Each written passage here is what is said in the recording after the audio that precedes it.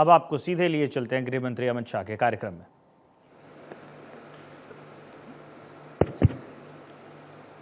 मध्य प्रदेश के लिए युग परिवर्तनकारी इस कार्यक्रम में मेरे साथ मंच पर उपस्थित मध्य प्रदेश के मुख्यमंत्री डॉक्टर मोहन यादव जी, मोदी जी की मंत्रिपरिषद में मेरे साथी श्रीमान राम मोहन नायडू जी, उप मुख्यमंत्री मध्य प्रदेश श्री जगदीश देवड़ा जी, उप मुख्यमंत्री मध्य प्रदेश राजेंद्र शुक्ला जी, मंच पर और मंच के सामने विराजमान अलग अलग उद्योग गृहों के सभी प्रतिनिधिगण, मध्य प्रदेश के मुख्य सचिव जी, उपस्थित सभी मंत्रीगण, आप सभी को मैं बहुत बहुत बधाई देना चाहता हूं। सबसे पहले ये 2 दिवसीय ग्लोबल इन्वेस्टर्स समिट के समारोह पर मैं डॉक्टर मोहन यादव और उनकी पूरी टीम, उनका मंत्रिमंडल और मुख्य सचिव से लेकर पूरी प्रशासनिक टीम को मैं अभिनंदन देना चाहता हूं कि ये 2 दिन के अंदर 30,77,000 रुपये के MOU को जमीन पर उतारा है। यहां आने से पहले मैंने मुख्यमंत्री जी और मुख्य सचिव जी से बात करी, आगे की कार्य योजना के लिए थोड़ा जानकारी भी लिया और मुझे पूरा विश्वास है जिस प्रकार की कार्य योजना मध्य प्रदेश सरकार ने बनाई है, ये 30,77,000 करोड़ के MOU, इसमें से महत्तम MOU जमीन पर उतरेंगे। इतना ही नहीं, एक बड़ी इंडस्ट्री के साथ एंसिलरी इंडस्ट्रीज जो कई सारी आती हैं, जो इस MOU में समाहित नहीं है, उसको भी अच्छे तरीके से मध्य प्रदेश में स्थापित करने का काम मध्य प्रदेश प्रशासन करेगा, इसका मुझे विश्वास है। मित्रों, 2 दिन के कार्यक्रम में 200 से अधिक कंपनियां, भारतीय कंपनियां, 200 से अधिक वैश्विक CEO, 20 से अधिक यूनिकॉर्न संस्थापक और 50 से अधिक देशों के प्रतिनिधि मध्य प्रदेश में इन्वेस्टमेंट करने के लिए, यहां के माहौल को देखने के लिए आए हैं और ये बहुत बड़ा अचीवमेंट मध्य प्रदेश के लिए है। इस बार मध्य प्रदेश ने एक नया प्रयोग भी किया।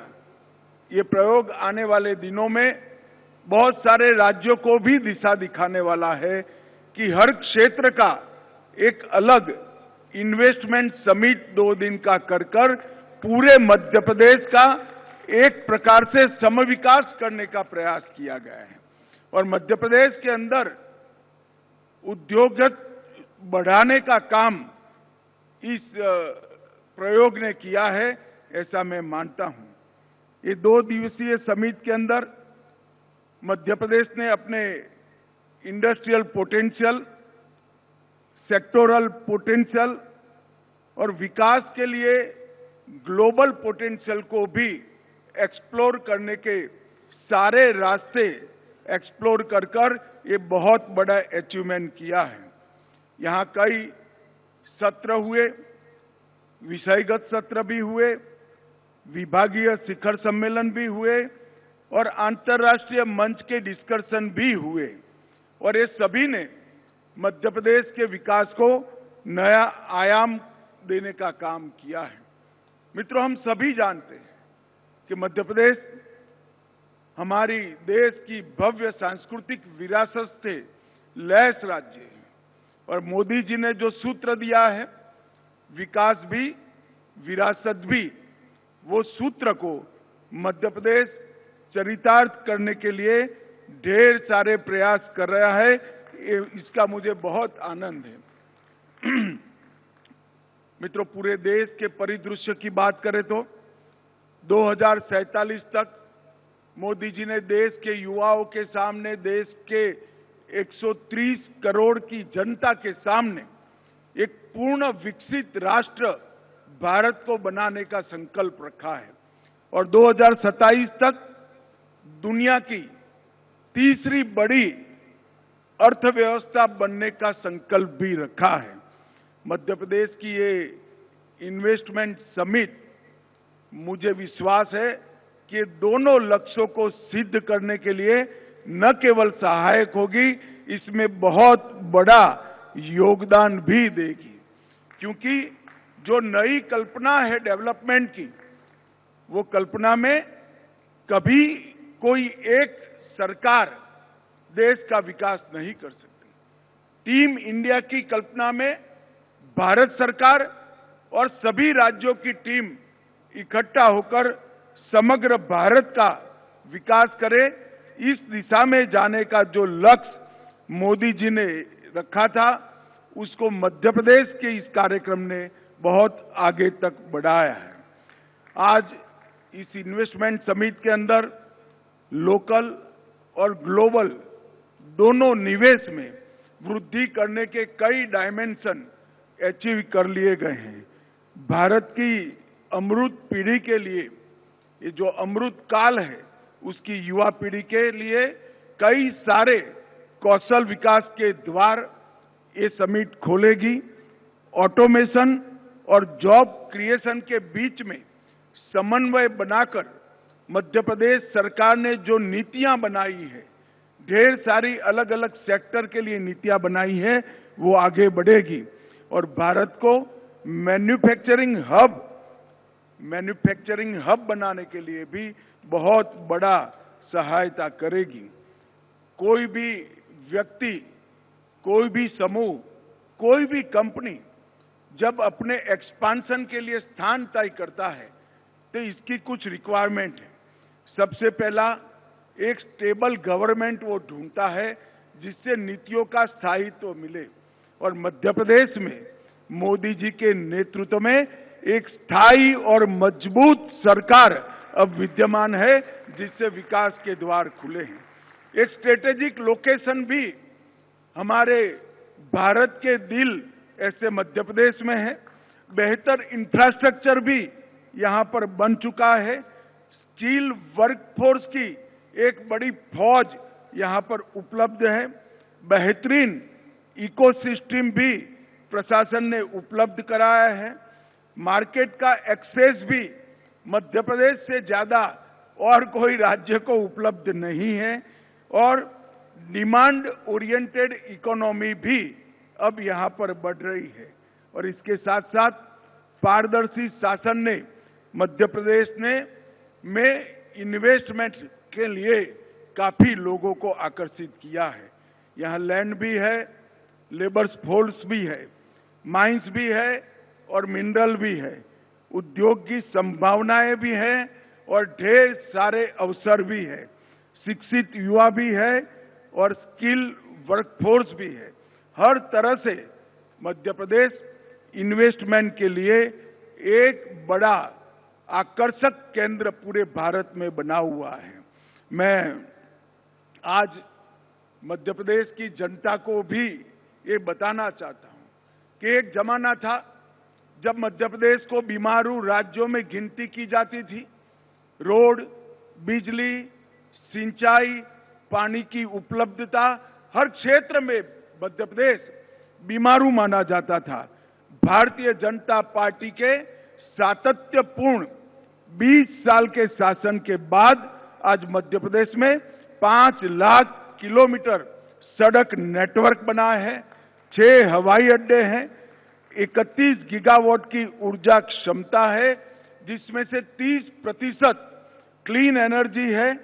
IIM, IIT, AIIMS, IITM, NIFT, NIFD जैसे कई प्रतिष्ठित संस्थान मध्य प्रदेश के युवाओं को ये मौकों के दोहन के लिए योग्य बनाते हैं और देश भर में सबसे ज्यादा खनिज संपदा प्राप्त करने वाले राज्यों में हमारा मध्य प्रदेश है।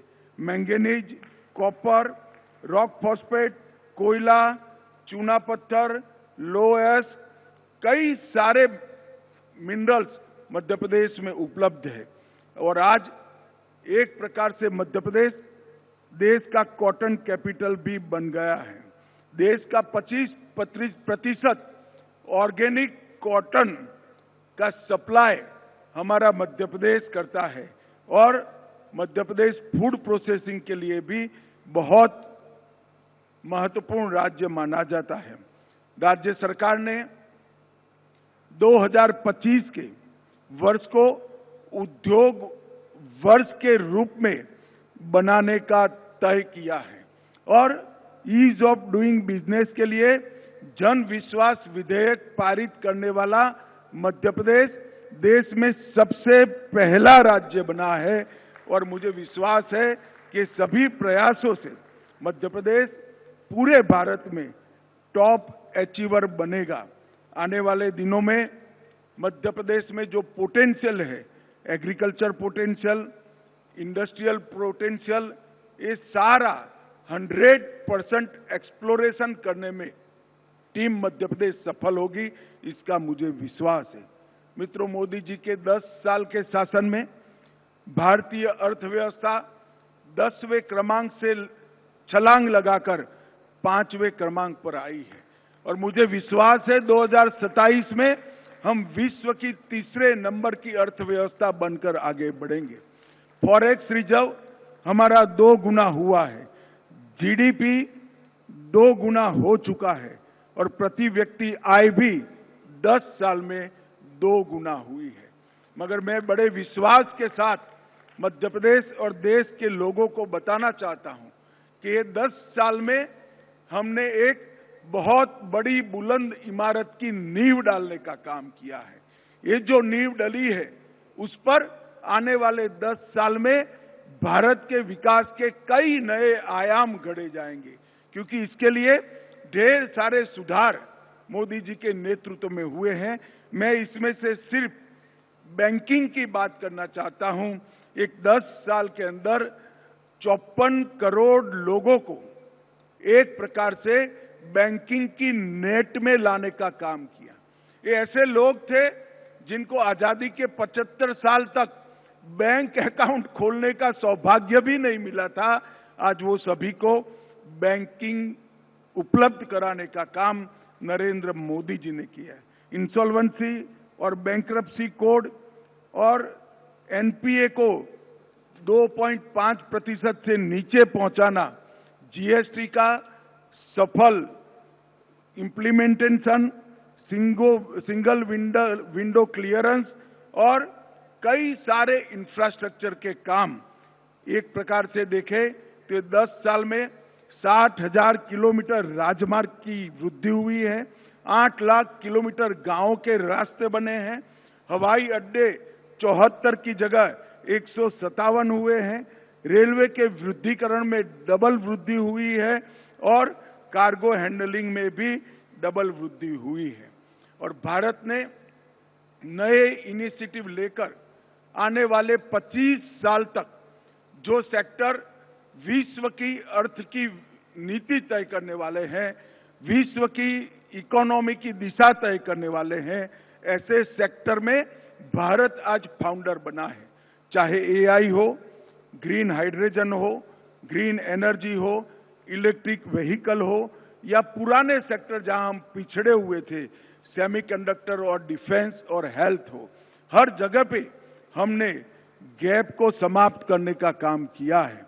और मित्रों, आज मध्य प्रदेश की ये इन्वेस्टमेंट समिट ने न केवल मध्य प्रदेश, भारत के भी विकास को गति देने का काम किया है और मैं आशा करता हूं कि मध्य प्रदेश आने वाले दिनों में भारत के प्रमुख उद्योग को प्रस्तापित करने वाले राज्यों में से बनेगा और मध्य प्रदेश का इकोनॉमिकल डेवलपमेंट भी दिन दूनी रात चौगुनी बढ़ेगा।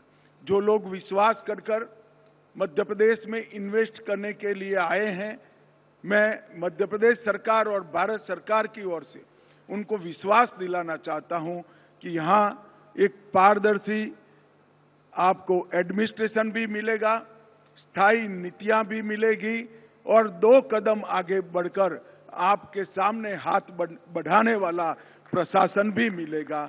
आइए विश्वास के साथ मध्य प्रदेश में इन्वेस्ट करिए और मध्य प्रदेश को एक देश का प्रमुख राज्य बनाने में सहायता करें।